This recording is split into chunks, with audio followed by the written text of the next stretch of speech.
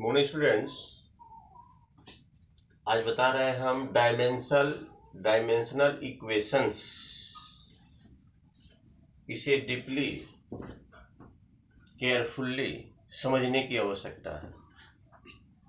ये most important है, further class में भी आपका साथ देगा और वर्तमान समय में ये तो है ही फिजिक्स में। तो डियर स्टूडेंट्स, आपको ये सबसे पहले पता है, ये जो होता है वह एक्सीलरेशन होता है।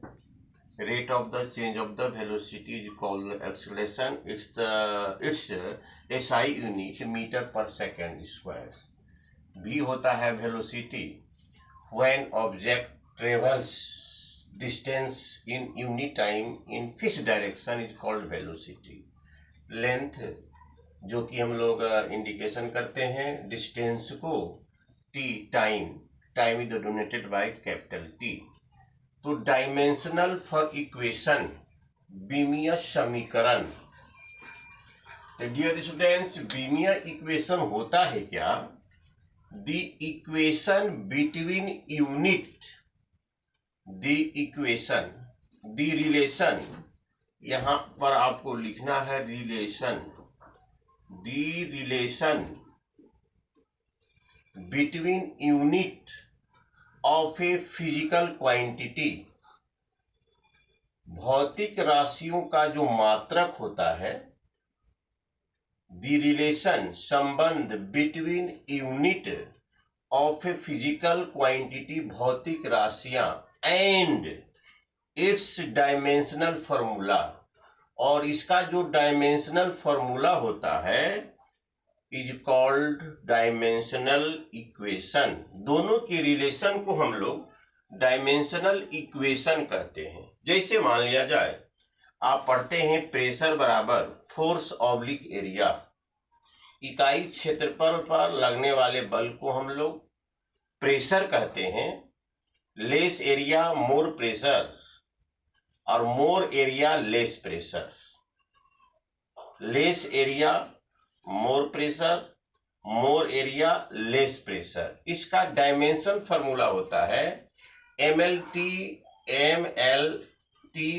पर पावर -2 ऑब्लिक L स्क्वायर। इसको हम लोग क्या किए, रेसिप्रोकल इनवर्सली ले गए, तो ये पॉजिटिव है, तो जब इसको हम लोग रिवर्सली में ले जाते हैं तो +2 के जगह पर -2 कर देते हैं। लेकिन यह आया कहां से, सबसे पहले इसकी हम चर्चा करते हैं। तो dear students, we know that the from second rules of the motions, Newton second law of the motions, force बराबर mass Guna acceleration, M A पढ़ते हैं, और ए बराबर होता है चेंज ऑफ वेलोसिटी एन पर टाइम, यानी v/t,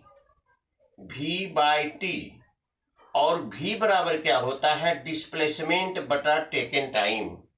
डिस्प्लेसमेंट बटा टेकन टाइम, यह टाइम पहले से है, यह टाइम आपका पहले से है, तो मास तो मास ही रह गया। अब इसको हम लोग इस प्रकार से लिखेंगे L/T इंटू टी, तो आपका बनेगा mL/T का स्क्वायर। इसको ये नोमिनेटर में है, इसको जब हम लोग सिंपल फॉर्म में ले जाते हैं, जब इसको रिवर्सली लिखते हैं तो ये आपका माइनस में कन्वर्ट हो जाता है। इस प्रकार से बना आपका mLT पर पावर माइनस, mLT पर पावर माइनस, नीचे में आपका लेंथ का स्क्वायर, इसको भी मैंने रिवर्सली किया, प्रतिलोम में ले गया, तो इस पर भी -2 हो गया। तो इसका जो प्रेशर का जो डायमेंशन फॉर्मूला होगा MLT पर पावर -2 L पर पावर -2, प्रेशर बराबर फोर्स ऑब्लिक एरिया। हम लोग फोर्स के बारे में पढ़े हैं from the second law of the Newton's, F बराबर ma। A मीन्स एक्सीलरेशन, और acceleration means the v/t, change of the velocity upon t पर सेकेंड।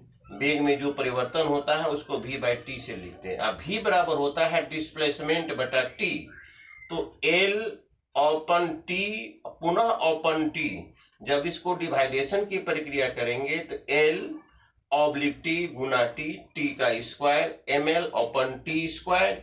इसको हम इस रूप में लिख सकते हैं ml टी पर पावर -2। तो डियर स्टूडेंट्स, यह देखा जाए यहां से, अब प्रेशर बराबर फोर्स बटा एरिया।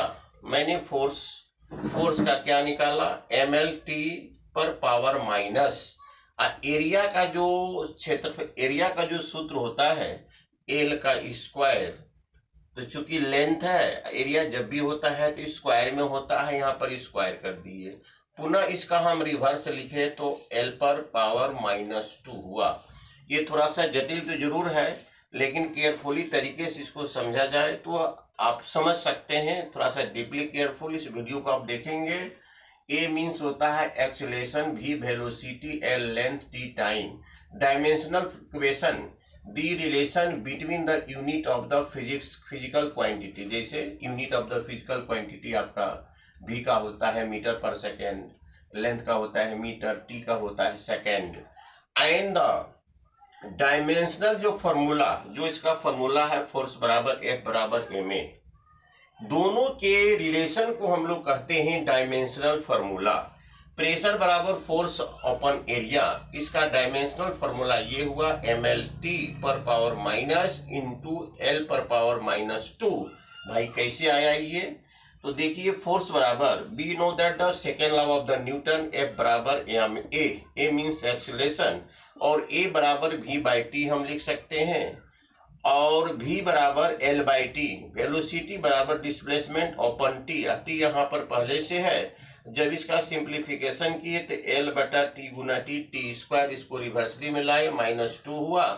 इस प्रकार से ये जो लाए फोर्स का डायमेंशनल फॉर्मूला ये हो गया। नीचे में पहले से एरिया है एल का स्क्वायर, इसको भी रिवर्सली में ले गए तो माइनस एल का स्क्वायर।